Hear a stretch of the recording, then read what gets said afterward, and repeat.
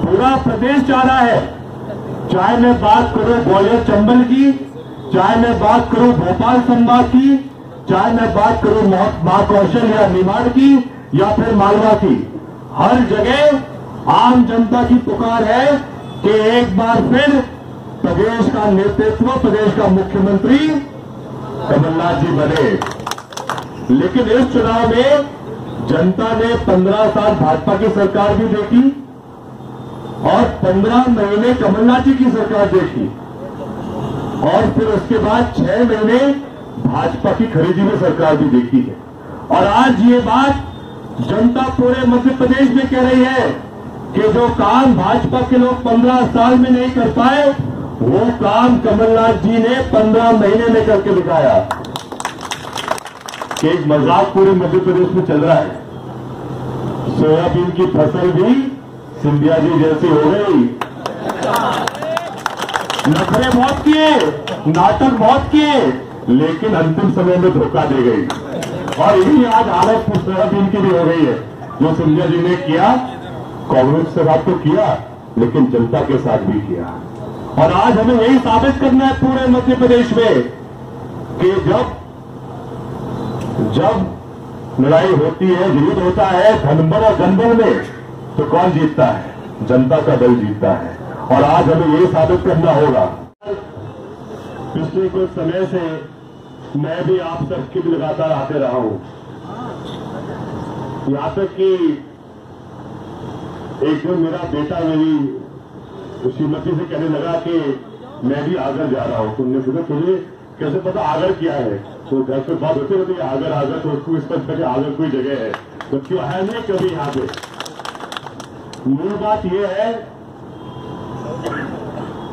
किसी को उम्मीद नहीं थी कि अब ये उपचुनाव जो पहले सिर्फ 2 सीटों पर थे, अब लगभग 27 सीटों पर है।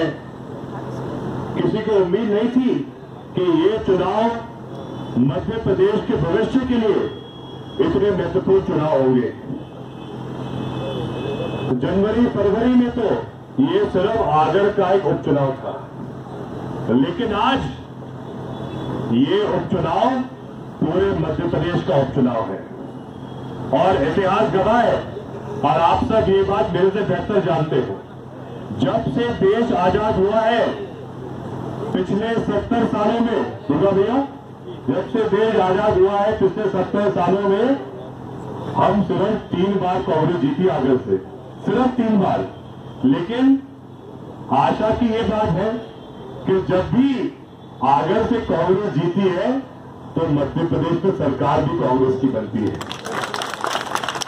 और आज सबसे बड़ा मापदंड हमारे लिए यह है, पूरा प्रदेश चाह रहा है, चाहे मैं बात करूं ग्वालियर चंबल की, चाहे मैं बात करूं भोपाल संभाग की, चाहे मैं बात करूं महाकौशल या निमाड़ की या फिर मालवा की, हर जगह आम जनता की पुकार है कि एक बार फिर प्रदेश का नेतृत्व, प्रदेश का मुख्यमंत्री कमलनाथ जी बने। क्योंकि लोग तुलना कर रहे हैं और यही सबसे बड़ा अंतर पिछले चुनाव में है और इस चुनाव में। पिछले चुनाव में जो लगभग 22 महीने पहले हुआ था, उस चुनाव में 15 साल लगातार जनता ने सिर्फ भाजपा की सरकार देखी थी, कांग्रेस सरकार देखी नहीं थी। लेकिन इस चुनाव में जनता ने 15 साल भाजपा की सरकार भी देखी और 15 महीने कमलनाथ जी की सरकार देखी और फिर उसके बाद 6 महीने भाजपा की खरीदी हुई सरकार भी देखी है। और आज ये बात जनता पूरे मध्य प्रदेश में कह रही है कि जो काम भाजपा के लोग 15 साल में नहीं कर पाए, वो काम कमलनाथ जी ने 15 महीने में करके दिखाया। सुधार भाई ने, विपिन भाई ने, रामलाल जी ने, बाबूलाल जी ने पूरी बात कह दी है, चाहे वो कर्ज माफी हो। आप सब जानते हैं कर्ज माफ हुआ है, ये काम कभी भाजपा नहीं कर पाई 15 साल में। आप ये बात भी जानते हैं कि इस बार भी सोयाबीन की फसल खराब हुई है, लेकिन नुकसान तो पिछले साल भी हुआ था। पिछले साल कितना मुआवजा दिया कमलनाथ जी ने? 300 करोड़ रुपए मैं बात बीमा की नहीं कर रहा हूं, बीमा तो किसान जमा करता है। मैं बात कर रहा हूं सिर्फ आर्थिक सहयोग की, जो पिछले साल जब मैं आपका प्रभारी मंत्री था, अकेले आगर जिले में सोयाबीन की खराब फसल के लिए कमलनाथ जी ने 300 करोड़ रुपए दिए थे। प्रति बीघा 2 से 3 हजार रुपए कमलनाथ जी ने दिए थे। क्या आज भाजपा की खरीदी हुई सरकार ने ऐसे संकट के समय में किसान को 1 भी रुपए दिया मुआवजा का? एक भी नहीं। जो बीमा भी जो मिला है वो तो बीमा आपने बढ़ा था पिछले साल, और उसमें कटौती की है इन लोगों ने। बहुत जगह बिल्कुल न्यूनतम बीमा मिला है।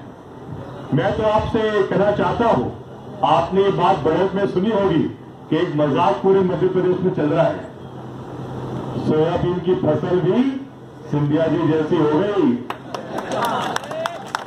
नखरे बहुत किए, नाटक बहुत किए, लेकिन अंतिम समय में धोखा दे गई। और यही आज हालत सोयाबीन की भी हो गई है। जो सिंधिया जी ने किया, कांग्रेस के साथ तो किया, लेकिन जनता के साथ भी किया। और आज हमें यही साबित करना है पूरे मध्य प्रदेश में कि जब लड़ाई होती है, युद्ध होता है धनबल और जनबल में, तो कौन जीतता है? जनता का बल जीतता है। और आज हमें यही साबित करना होगा। शायद चुनाव के लिए अब 40-50 दिन बाकी है। भाजपा के लोग भी आपके बीच में आएंगे, गुमराह करने का प्रयास करेंगे, लेकिन आप सबसे मेरी प्रार्थना है, हम सबने लगातार 20 साल भाजपा का विधायक झेला है, और मैं मानता हूं जो माहौल आज के समय आगर विधानसभा में है, इससे बेहतर अवसर कांग्रेस का विधायक बनाने के लिए हमको नहीं मिलने वाला है। तो आप सबसे मेरी प्रार्थना है, पिछले चुनाव में विपिन भाई कुछ वोट से रह गए थे, आप सबने मेहनत की थी, लेकिन हम कुछ वोट से पीछे रह गए थे। और हम सबको ये बात स्वीकारनी होगी कि पिछले 22 महीनों में विपिन वानखेड़े भी लगातार जनता के बीच रहे हैं। रहे नहीं रहे हैं, उन्होंने पूरा प्रयास किया है। मैं मानता हूं कि हम सबने जी जान से 2014 में भी राजकुमार गौरव जी के लिए पूरा प्रयास किया था, 18 में फिर हमने विपिन भाई के लिए पूरा प्रयास किया था, और इस बार भी क्योंकि वापस उपचुनाव हो रहे हैं बीच में, मैं मानता हूं हम सबको पूरी ताकत से काम करना होगा, एकता के साथ काम करना होगा, क्योंकि पूरा मध्य प्रदेश आप सबकी तरफ देख रहा है। चाहे वो रामलाल मालवीय जी हो, चाहे जयवर्धन सिंह हो, चाहे जीतू पटवारी जी भी हो, हम सब तो आए हैं आपको प्रोत्साहित करने के लिए, लेकिन अंतिम हार और जीत का निर्णय तो आप सब करोगे। विधायक तो आप सब बना सकते हो, हम तो आपको प्रोत्साहित करने के लिए आए हैं, आपने ऊर्जा भरने के लिए आए हैं। मैं आपसे अर्ज करना चाहता हूं, भाजपा ने कभी 15 साल में गरीबों की पेंशन 150-300 पर रखी, 600 रुपए कांग्रेस ने की। आजकल पिछले 6 महीने से बिजली के बिल कितने आ रहे हैं? कहीं 2000, कहीं 3000। कांग्रेस के समय 100 रुपए 100 यूनिट बिल कांग्रेस पार्टी की सरकार ने की थी। गौशालाएं भाजपा की सरकार ने कभी 15 साल में नहीं बनाई, लेकिन हमने 15 महीनों में गौ माता के अनेक सालों पर गौशालाएं खुलवाई। बैजनाथ धाम के लिए भाजपा ने 15 साल में इतनी बड़ी राशि नहीं दी, लेकिन कमलनाथ जी ने 5 करोड़ की राशि बाबा बैजनाथ के मंदिर के लिए दी। हमने आगर शहर के लिए भी जो दोनों हमारे तालाब है, जो शहर की पहचान है, इन दोनों तालाबों के लिए करोड़ रुपए दिए। साथ में पूरी मुख्य मार्ग पर स्ट्रीट लाइटिंग करवाई।